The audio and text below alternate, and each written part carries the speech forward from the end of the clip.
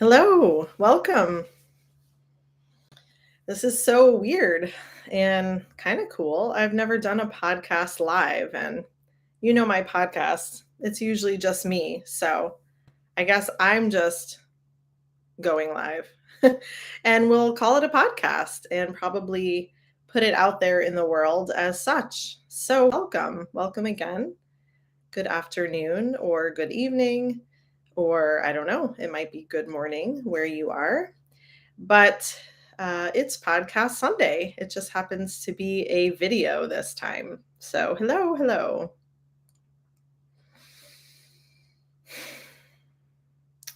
All right. Well, I'm just going to pretend that I'm doing my normal podcasting routine with a camera. And I usually start off with some kind of personal update. People that listen to the podcast tend to follow that. And so I will be talking about postpartum hemorrhage in whatever ways it comes out today. I don't really know what that is. I don't have a plan. I do have a couple of questions people have asked over this last week, and all of you here live might have questions. So we'll get to those. But I don't know. I don't know what version of postpartum hemorrhage is going to come out of my mouth today. We'll see. But first, just a personal update. We are counting down here in Kentucky to our Hawaii adventure. So I believe we're at 16 days from today, which is really crazy, of course, because it had been months. And now, with about 2 weeks, we're really feeling this shift coming. And believe it or not, it's bittersweet. We don't have to go anywhere. We want to. We really love this house, actually, and this property. So it's a different feeling than when we relocated about 2 years ago from Sedona, Arizona to here. That was way different. We had to leave, or so it appeared we had to. And yeah, that was a whole other adventure. But this time we are going to Hawaii and we don't really have a plan. So, what do plans mean anyway? I mean, plans got us here, but plans aren't keeping us here. So, you really never know in life what will happen and where the universe will take you. So, we will be in Hawaii for about, well, the plan again, whoops, there isn't really a plan, but I'd say 8 months to a year, and then we'll see. We'll either be back here or we won't, right? It's either one or the other. And who knows what else might come into our lives in between now and then. So there is lots of just logistical stuff going on over here for those of you that have been following. My dog, we have lots of dogs, but my dog, Henna, is coming with us, which is nice for her. It's a pain in the ass for everyone else, but that seems to be what the universe is showing us with her. So she'll be joining us, excuse me. She'll be joining us in September.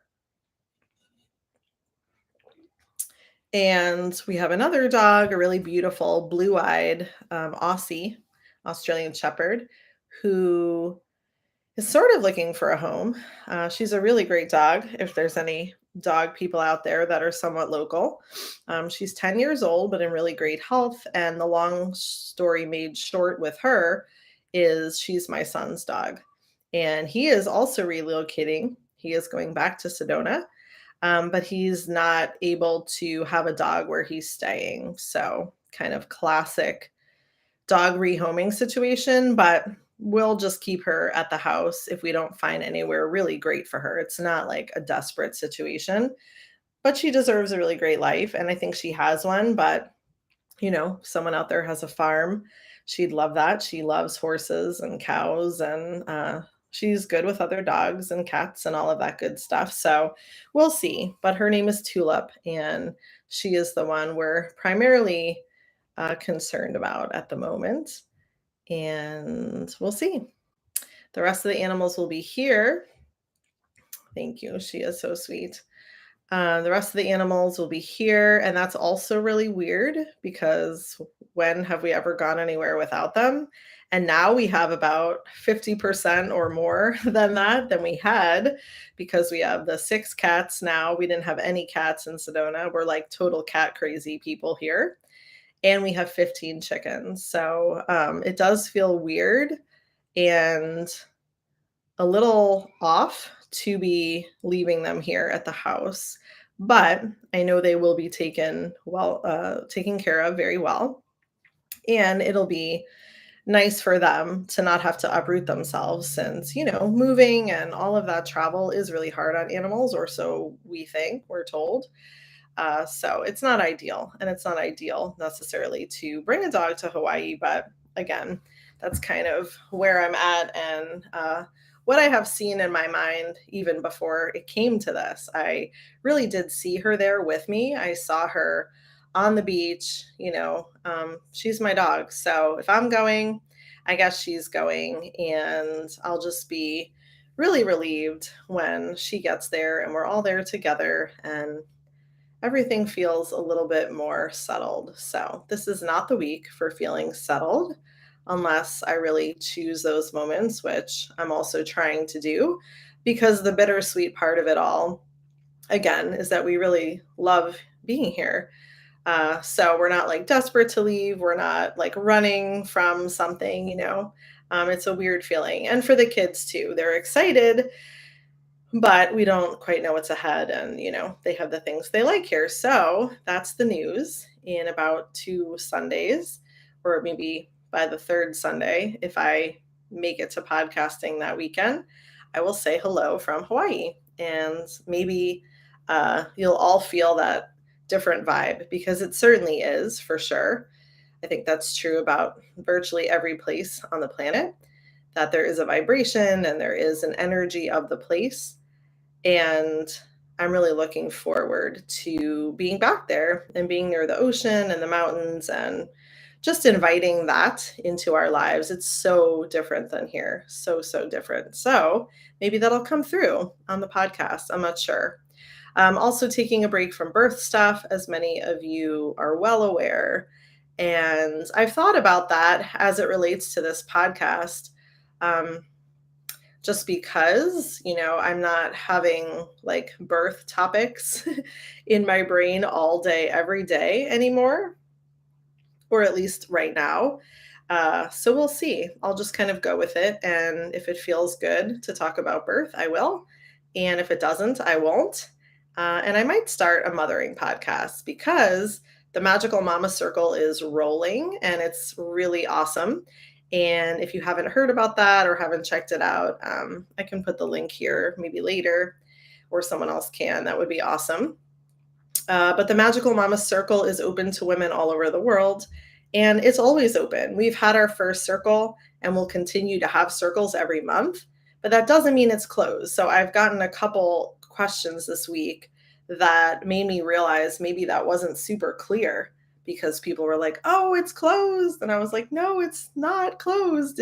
We started." And the discounted price that was active is no longer active, but the circle itself is open. And so if you are a mother or a soon to be mother, you might want to check it out. And yeah, get to hang out with this awesome group of women a couple times a month, receive teachings and wisdom from me and other women in the group, and just have a sisterhood. And that's not just birth focused, it's, really expansive. And this last and first circle, so it was the last one, but it was also the first one that we did. We focused our intentions for our life, basically. So, pretty big stuff, more than birth stuff. So let me put the link here, magicalmama.org/circle. Yeah, check it out if you're so inclined, and I'd love to see you there. And that's probably where I'll be most, other than the beach. I'll be in this circle a couple times a month, and that's where I'll be literally showing up with a break from birth stuff. So this is not a break from birth stuff today. We are talking about postpartum hemorrhage. or postpartum bleeding, which is a huge topic if you're a nerd. And I bet most of you here are indeed birth nerds, because it's definitely not the kind of topic that people come out for unless they're really serious about whatever. Maybe it was their own birth experience. Maybe you're a midwife, maybe you're a student midwife, maybe you're a doula, maybe you're just curious. But again, I think it's such a specific birth topic that it's definitely not for everybody. So, if there are questions along the way, feel free to pop them in the chat box and I'll read them because we are going to take this recording and make it a podcast this week. Where to start? I have a podcast already on postpartum hemorrhage.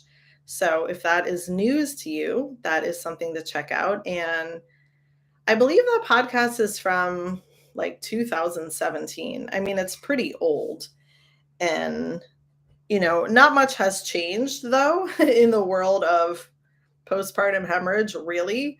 But, I've had different experiences and I've had more insight probably into the topic, what might cause a postpartum hemorrhage and that kind of thing, obviously, than I did however many years ago that was. But my outlook is still primarily the same and maybe even more intense. So if I'm remembering, I didn't listen to my own podcast, but if I'm remembering what I talked about on that podcast, it was something like exposing the postpartum hemorrhage deception, I think. And that focus was on this mass mass telling of women, often that have hospital births, although sometimes home births, that they hemorrhaged, and how that isn't always accurate because there's a lot to consider when we label something a hemorrhage. So we could review that a little bit, I guess. That might be old to some, but new to others of you. So, postpartum hemorrhage is excessive bleeding after birth, and that might mean right away, or that might mean 4 days after. We can have an immediate postpartum hemorrhage, or we can have a delayed postpartum hemorrhage. And the obvious thing is that this can be super dangerous.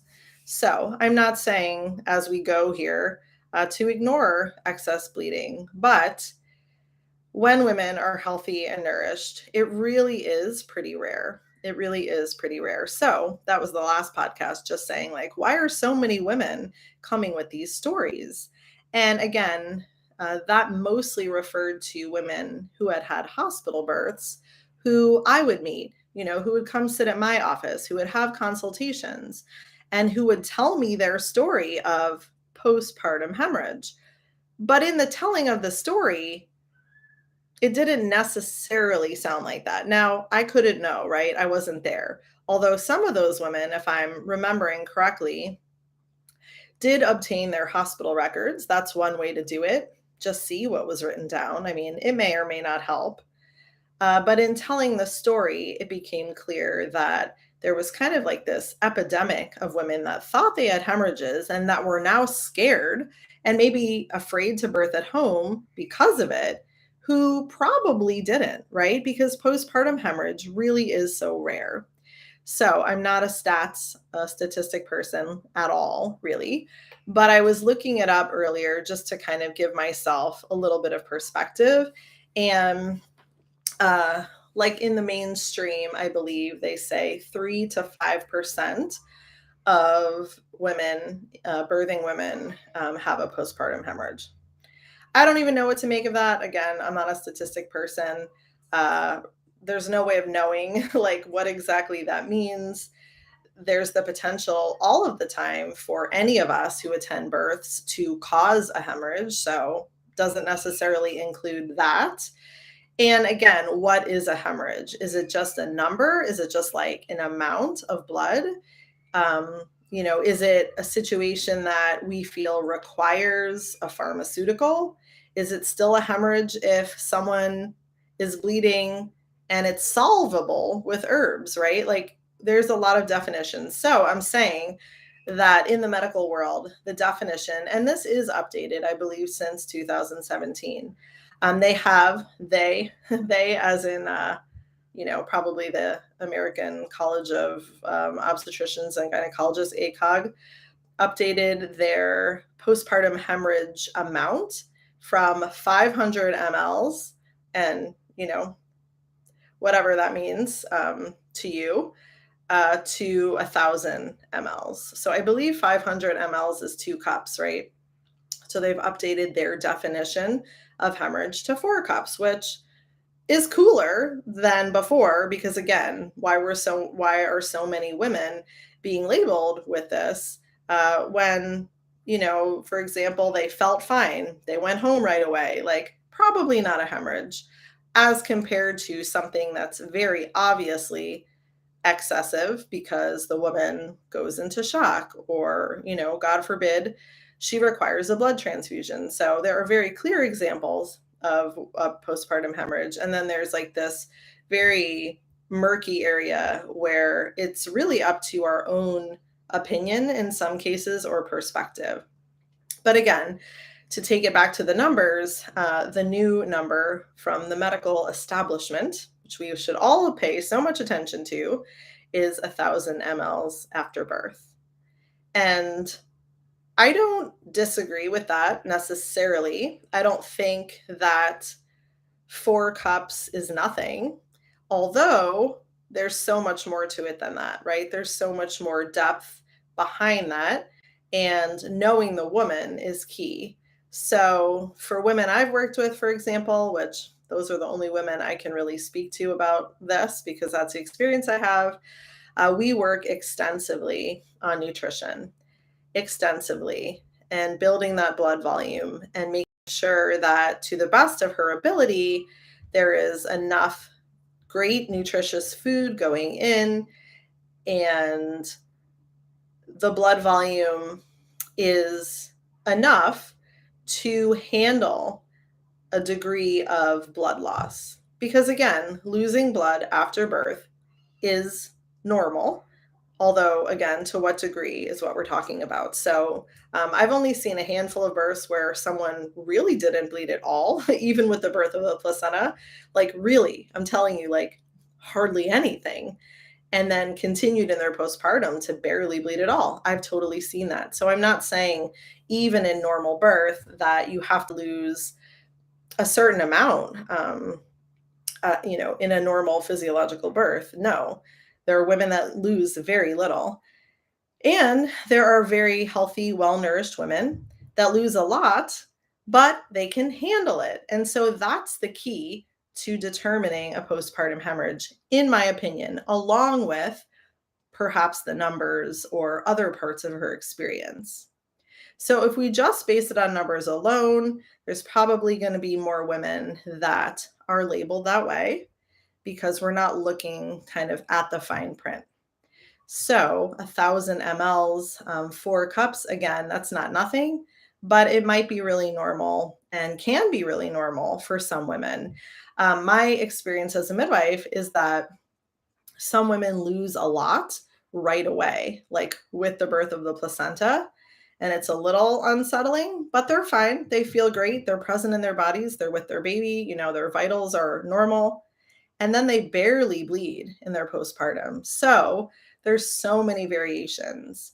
And again, that's not to say that if someone is bleeding in front of us, we just, assume they won't bleed later and watch it happen. No, there's very specific action that needs to be taken if someone is excessively bleeding, because it is dangerous. And it's true that as a midwife in this country, most of us have access to help. Now, I know some of us work really rurally, and I did for a while in Arizona. There were women I served who lived several hours from a hospital. So there's that, and we might choose to act differently when that's the case. But for the majority of women and midwives in this country, at least, help is not that far away. So we do have to keep an eye on bleeding. We can try the remedies we've got. Uh, Everything from, just getting the baby on the breast, honestly, to using pharmaceuticals, but not delaying when help is needed. Although having it close is really nice. So I was looking at some of my stats actually. And again, I'm not a stat person, but just kind of a change of pace. I must really be switching it up here with myself. So, okay, here's some of my experience. Probably trying to think if it was probably since the podcast that I did last time. So about 150 births, um, and I saw 4 hemorrhages. I would say 4. And I'm thinking about them. And out of that 4, 2 needed transport. I'm thinking back here. Be patient with me. Okay, so 2 out of 4 needed transport. The other 2 were able to stay home, and we were able to, stabilize her and help her build her blood volume up over the next couple of weeks. So, obviously, that's desirable if we can do it. We don't want to keep someone home if they really need a blood transfusion. We can't do that at home. But if it's just a matter of recovery and fluids, a lot of women will choose to stay home and just kind of deal with how they're feeling. But 2 out of 4 went to the hospital, and one of those, I'm trying to think with her. I think she had, she's like the one that sticks out in my mind because she had previous postpartum hemorrhages in the hospital. And I have to say, I've had really good luck with those women, working with them and having that not repeat itself. And it's not about me, it's what I said before. Either they never hemorrhaged in the first place, which is a lot of them, or diet, nutritional counseling, working on fears, all of the things that go into postpartum bleeding were worked on. But this one woman, those things did not solve the problem for her. So she was one that began bleeding immediately after the baby was out. And I know there are midwives out there, it's the worst, right?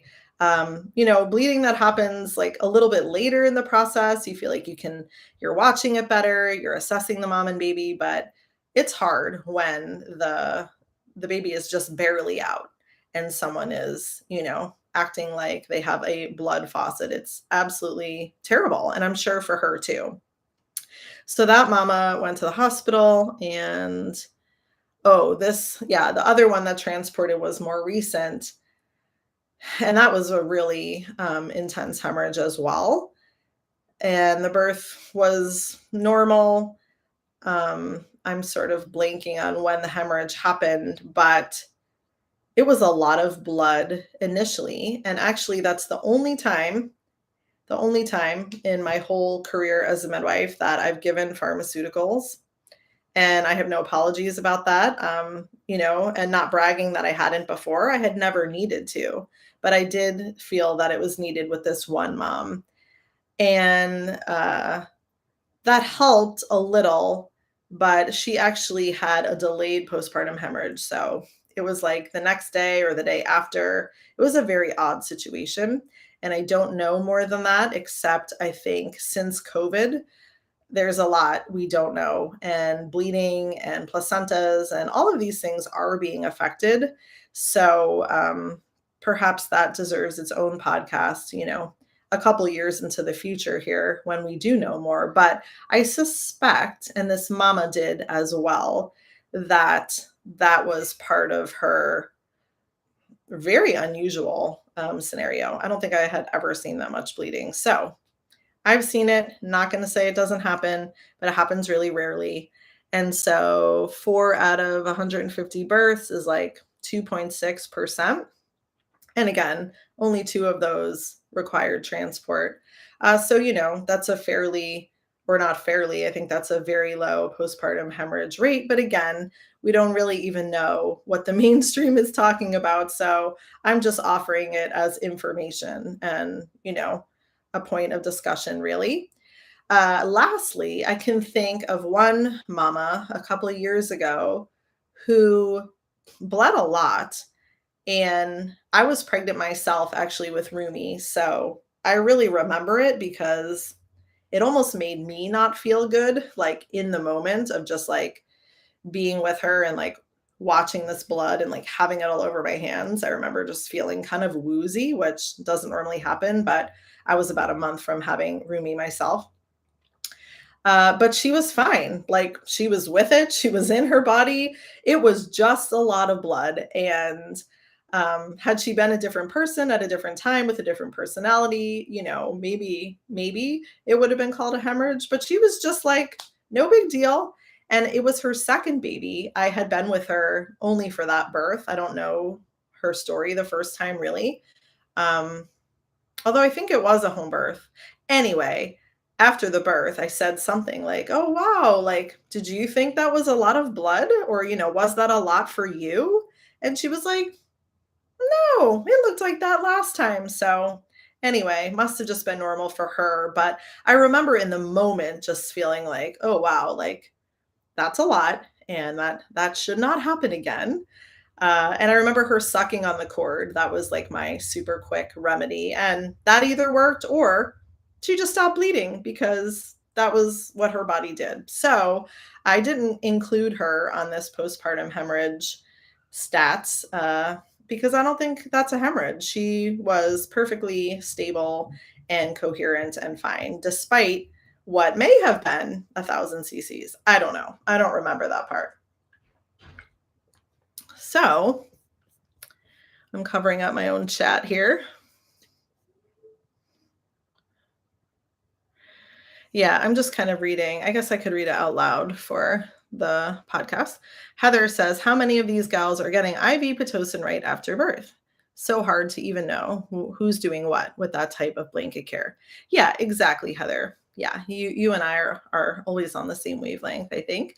Right. That's why I like can't take studies seriously. Like if you're good at that, good for you, go for it. But it just feels like you can't quite sort out the truth. And I don't know either. And we don't know what those births were like. We don't know how many were induced and how many were, coach pushed and a million other things that affect the rate of bleeding after birth. Not to mention the things I've already mentioned, like nutrition and nutritional status and iron status and blood volume expansion and the emotional part of this work and what our wombs do hold, which is everything. So that's a whole other aspect to postpartum hemorrhage that I think is really fascinating. Deanna says, have you seen or is there research to support the theory that active management with Pitocin of the third stage decreases the uterus's ability to contract and stop bleeding in subsequent pregnancies? Yeah, that's a great question, Deanna. I do not know the answer. What I do know, and you might know this as well, is that using the pharmaceuticals can be the only option, right? Although some people use them routinely, but they can create a situation where there is a delayed postpartum hemorrhage, to my understanding. And the one that I just shared with you, that was her scenario. So I did give her whatever I gave her, which was the only time I had ever done that. And she did have a delayed postpartum hemorrhage. So I don't know, coincidence or not. But I remember that as a student as well. We did give people, anti hemorrhagic drugs many times in my apprenticeship. I saw it way too often. But the positive side of that was I got to see it and I got to see how that might affect bleeding, afterwards to a certain extent. I mean, you don't hang around longer usually than a bunch of hours. I mean, if someone has truly bled, you're not going to leave them. But in other words, you're not there 10 hours after birth. So it's tricky to say, but that's a great question that maybe someone else can answer. Um, yeah, Kayla, I think I answered you, but I will talk more about herbs. So Kayla says, I would love to know in your experience dealing with hemorrhages at home, which again, I'm sharing like I don't have a ton. It just hasn't been a huge part of my experience. How often you felt it was manageable with herbs alone, or you felt you needed or chose to use medication? Right. So, like I said, in all of the births that I've attended alone, and that's more than the 150 that I shared, that was just more recently, um, I have only gone the pharmaceutical route one time. And again, it's not like I should get a badge for that, although I think it's cool to not overuse them, and I did intentionally try to not overuse them. But I was also pretty blessed in my apprenticeships, even though nothing is perfect, to see kind of two sides of the coin. So I shared with you that the one apprenticeship, I saw a lot of Pitocin use. I saw Pitocin as soon as the baby was out, honestly, honest to goodness. And then in my other apprenticeship with kind of a third midwife who had way more experience than anybody I've ever worked with, she doesn't use medications. And actually, she's a nurse midwife. And, I think that's really, really something to learn from. It doesn't mean women didn't bleed, but she used herbs. And like I mentioned, I've learned to use the placenta, use whatever you can get your hands on, and try those things first. And then, of course, there's a huge conversation about just backing the whole process up and having these conversations with women in their pregnancies. Nutrition, I'm not going to go into, but if someone's had a miscarriage, an abortion, a previous hemorrhage, uh, my experience is that their uterus holds memory of all of that. So it's not to say to somebody, oh, hey, because you had a miscarriage, I'm worried you might bleed after birth. It's like, no, you can keep that to yourself. But perhaps that woman needs more support processing the miscarriage. Perhaps she wants to talk about like feelings or residual um, emotions or traumas around those experiences, and the answer will come. It'll bubble up if she wants to share it. And often that's where I feel like we can do really great support and counseling in preventing a hemorrhage, but no one talks about that. So that's kind of off the table in the mainstream world. And even for many midwives, whether it's because they don't have the time or the energy or the expertise to go down that road with women. But I really do think that that's why I haven't seen a lot. I don't think it's plain old luck. And I don't think it's anything I'm doing. I think it's just offering a space for women to process this stuff before they get into the birth and to not be afraid of birth or a placenta birth. With every single one of my clients in the last, I'd say, 5 years at least, they know how to birth their own placenta before birth, even if they've never birthed a baby before. We talk about it.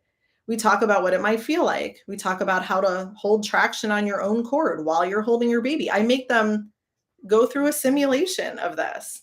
And it gives them confidence that they're going to know what to do in that moment rather than having their baby, which they do, right? Women have babies, they don't need us. And then looking at me and saying, now what? Or, what's a placenta? Or am I bleeding too much? So if we help women understand that, the process of the third stage, then they can take ownership. And when they take ownership, they very rarely bleed because they are so connected.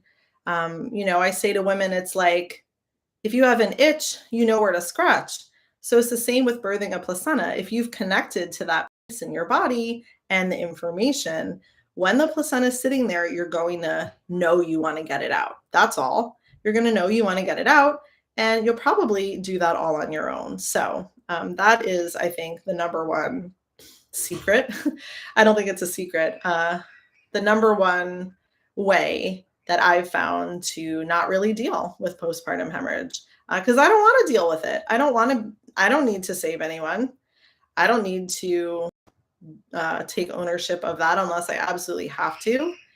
I think it's a really powerful place for a woman to be, even if she is bleeding a little bit more than normal. It's really powerful to have a relationship with her and to look her in the face and say, keep your blood to yourself. Keep it.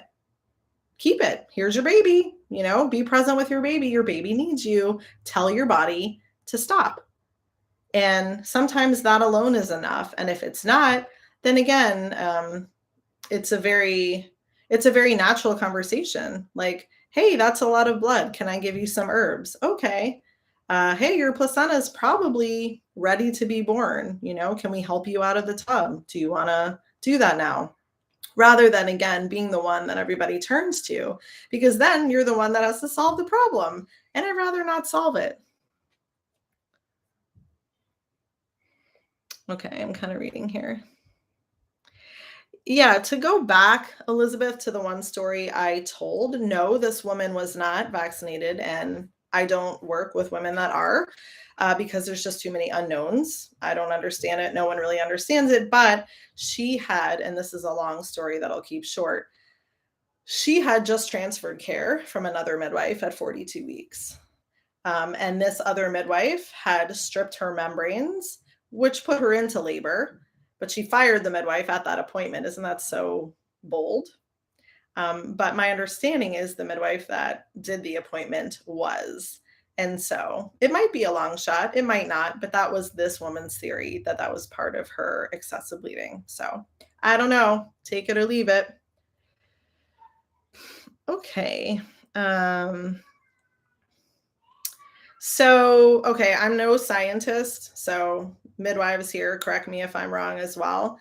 But Pitocin, in my understanding, contracts the upper uterine segment.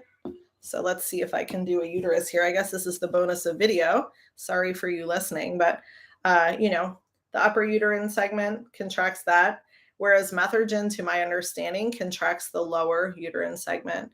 So um, and then you get into differences about the drugs, which I'm not going to because I'm not a pharmaceutical expert. But, for example, Pitocin isn't very shelf stable, has to be refrigerated and that kind of thing. Methergin is a pill. So those are two differences in just like how they are utilized, but the body utilizes them differently. And so I remember in my apprenticeship using Methergin. I've never used that as a midwife on my own. Um, and that mama, if I am remembering, all of these women back then had ultrasounds, so we knew more. And if I remember, her placenta was fairly low lying.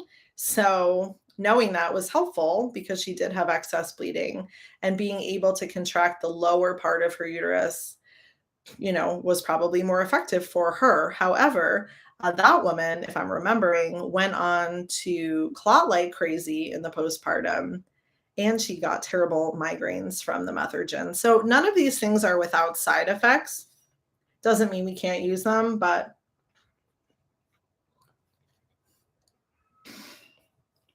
yeah, for herbs, let's see. I have 4 herbs on the tray, and I always like to disclose that I am not an herbalist. And I only mean that, yeah, I don't have a high level of education with herbs. I've learned what I have learned, and I do have respect for the plants. So the 4 that I have on the tray are cottonroot bark, motherwort, witch hazel, and angelica. And I don't use them routinely, but they're there. And after birth, we usually have a tea for the mama made of whatever she's got, maybe red raspberry leaf, maybe a pregnancy tea blend, and we have honey and salt in the tea for her. And that's all, and if it seems appropriate after the baby's born, we'll give her a sip, trying not to interrupt or get in the way. And then if someone does seem like they could benefit from the herbs, then we'll just, squeeze those with a short prayer of intention into the tea.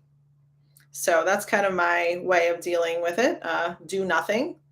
Do nothing because most women won't bleed. We don't need to prophylactically give her anything. And again, we've had these discussions usually before. So, if there's what looks like a lot of bleeding, we'll first see about herbs and go from there. And most women with the herbs, or maybe it's the cord, like I'm saying, just sucking on the cord, putting a piece of placenta, if the placenta is out, obviously, into their cheek, cuddling with their baby, doing nipple stim. I mean, just getting some contractions going is usually enough. Sometimes there's clots in there. That's a whole other thing. So getting the clots out so the uterus can resume contracting And just trying to troubleshoot those things quickly is usually enough. Again, not all the time.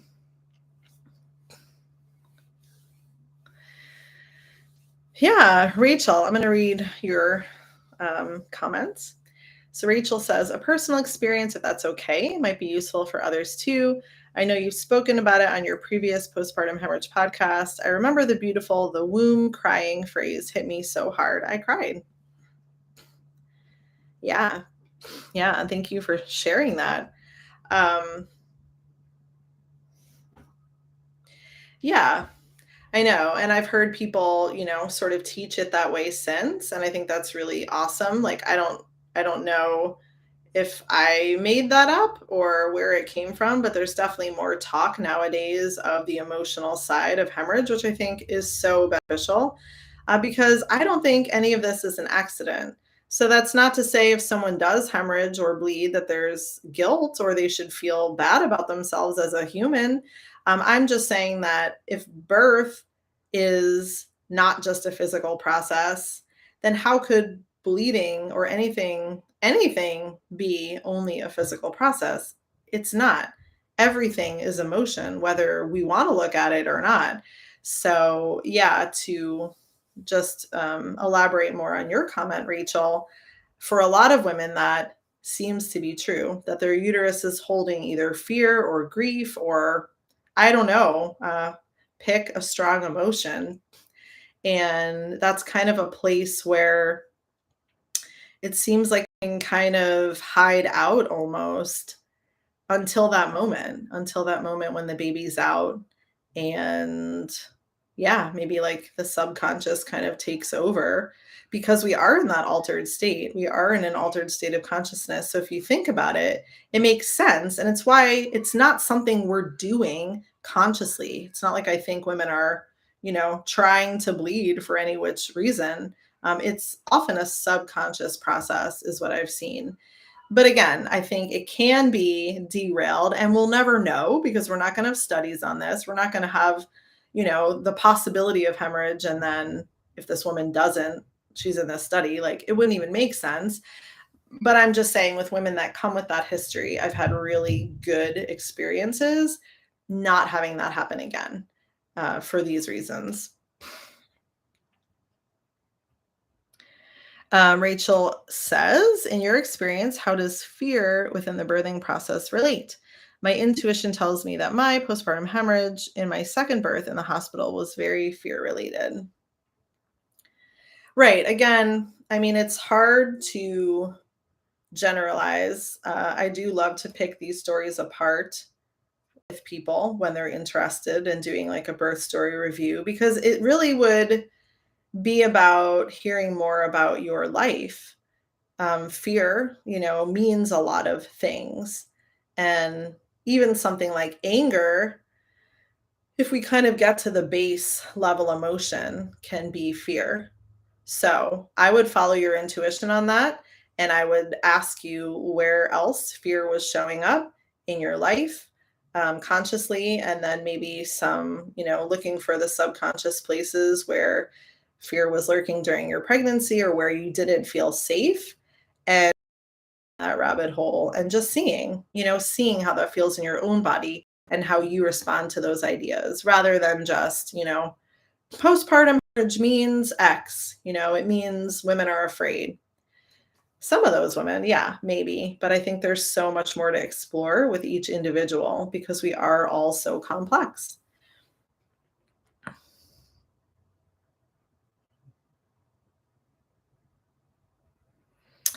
Right. Yeah, Rachel, I think it's totally something you can work on. And like I said, some of my favorite clients have been women that have been told they hemorrhaged, or maybe they really did have that experience, like, of not being in their bodies while blood was pouring out of them and they want to work on that. And I love doing that. So for people that want to do that individually, I would do a session and I would love to sit with you and hear the whole story and hear about your life and see if we can kind of put the pieces together to make any sense.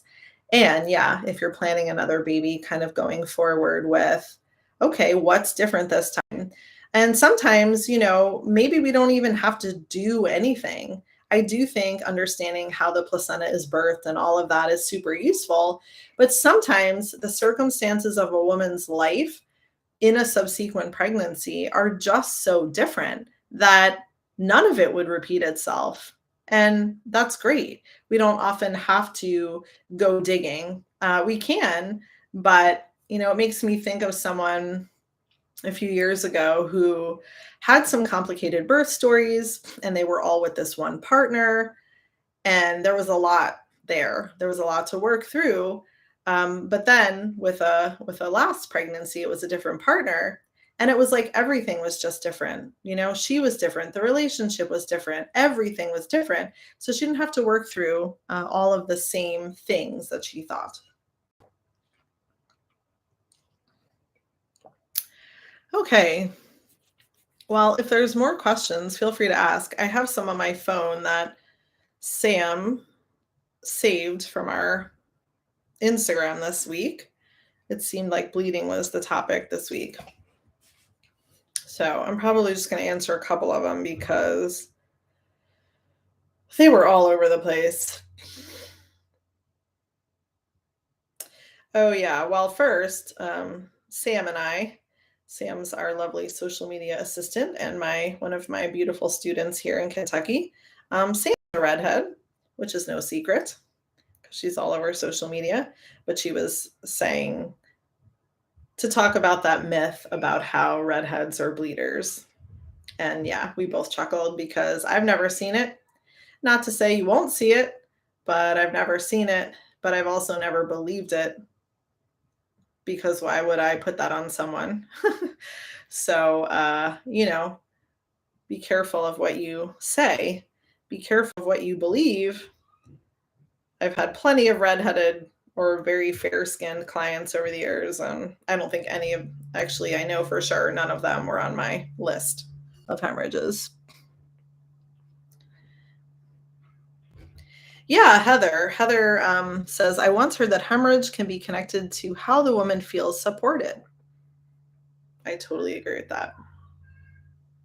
Yeah, I would say that's a theme. And again, I don't want to like overgeneralize. Like, I'm not putting this on you if you've had a hemorrhage, but in a couple of women over the years, I've noticed that it feels related to the partnership, and what do I know about the partnership past what I know?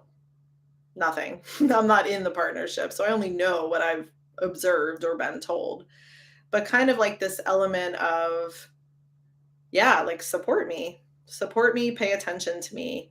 And I mean this in the best way, but there's nothing like getting attention by bleeding after birth. It's a very attention getting scenario. It's very dramatic.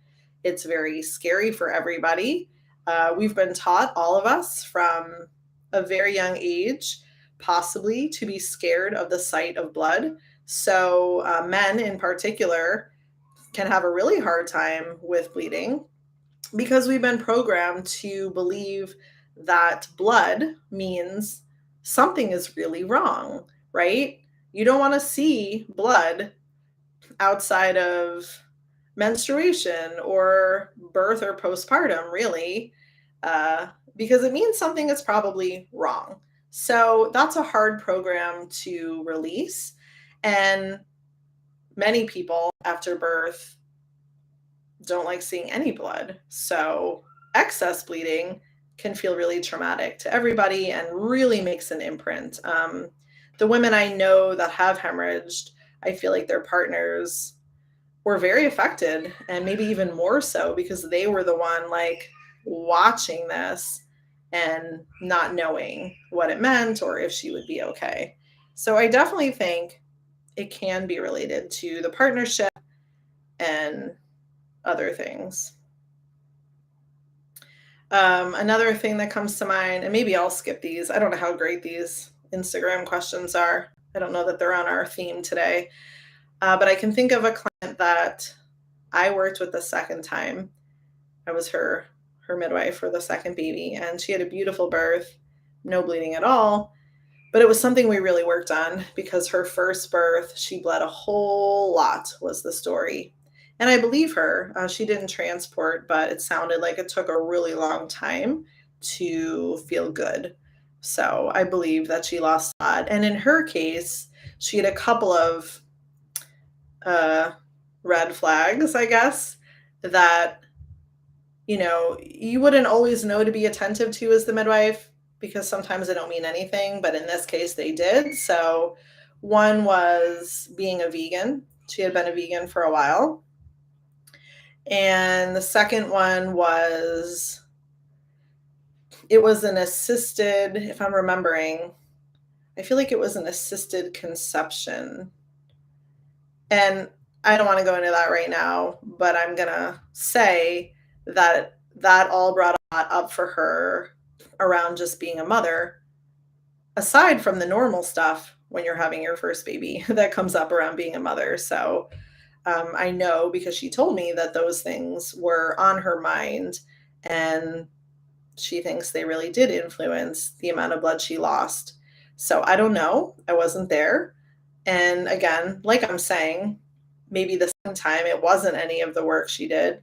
I think it was, but it could have just been different baby, different experience, and she was way healthier.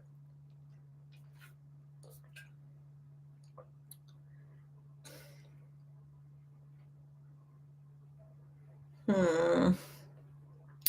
I don't know. Maybe I'll pick one of these. A lot of these questions from Instagram are not on our wavelength.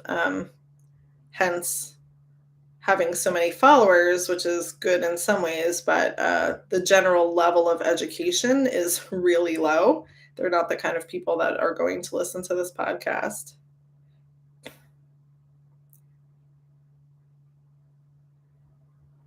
Okay, well, I'll just pick the one that's like the most benign here.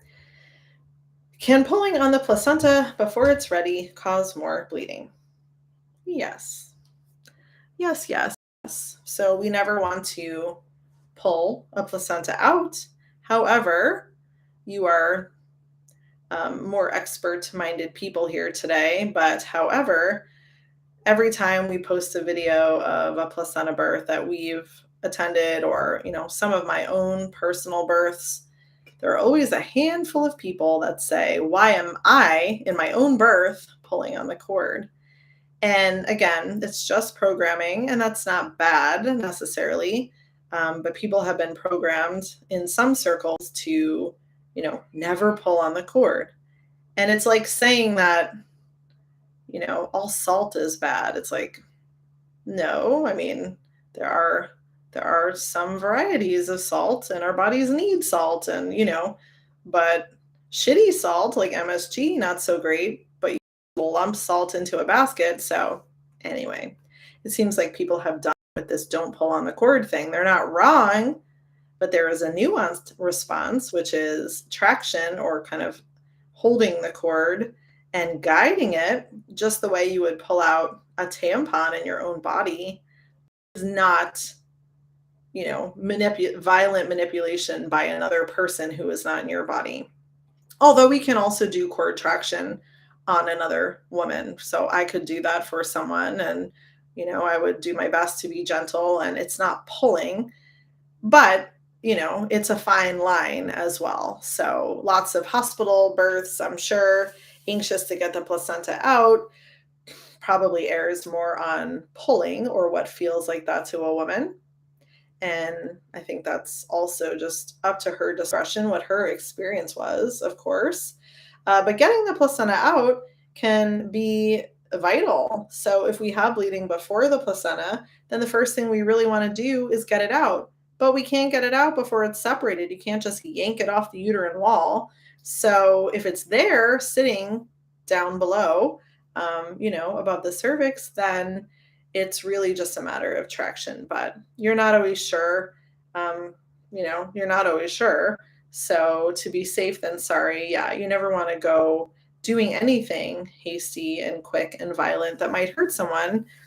If someone is bleeding, you do make more of an effort to get it out one way or another.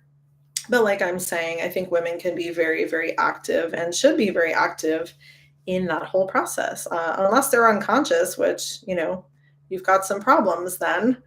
That's a lot of bleeding. But if the woman is still with you and able to participate, then your best idea is to have her help. Get your own placenta out. Sit on the toilet, cough, do all these things, and it'll probably come out. That's the way it works. All right, we are just about at an hour, so I think I am going to wrap up here. Thanks for joining me. This was a fun live podcast. If you're listening at the recorded version, join me for the next one. Maybe this is an easy way to get me to do podcasts the next couple of weeks at least.